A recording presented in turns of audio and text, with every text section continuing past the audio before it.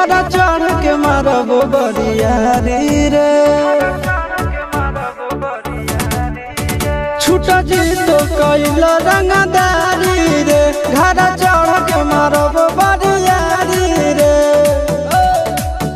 तोरा बाप के न तोरा दादा के चिन्हबहु बेटा सब गोली मारबहु एगो गिनबहु तोरा बाप के न तोरा दादा के चिन्हबहु बेटा सब गोली मारबहु एगो गिनबहु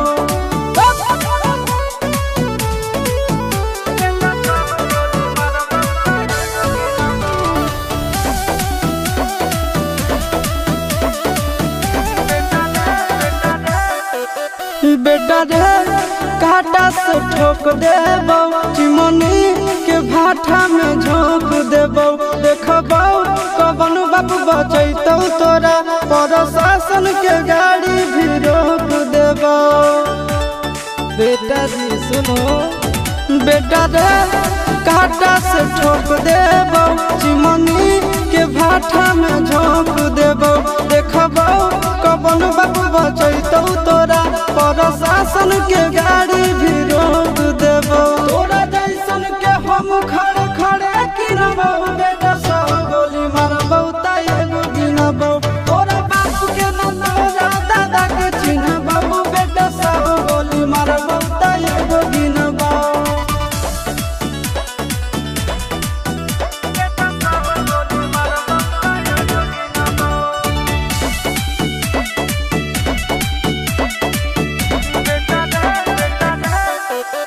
बेटा रे दौड़ा के बाजार में मारबौ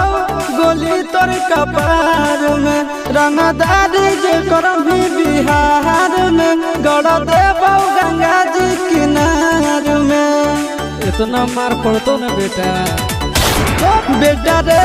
दौड़ा के बाजार में मारबौ गोली तोर कपार में रंगदारी जे करभी बिहार में गड़ देबौ गंगा जी किनार में कहो चिंटू आशीष के कारण सुनबौ बेटा सब गोली मारबौ एगो गिनबौ तोरा बाप के न तोरा दादा के चिन्हबौ बेटा सब गोली मारबौ एगो गिनबौ मारत मारत पिछुआरा लाल कर दे बेटा ध्यान से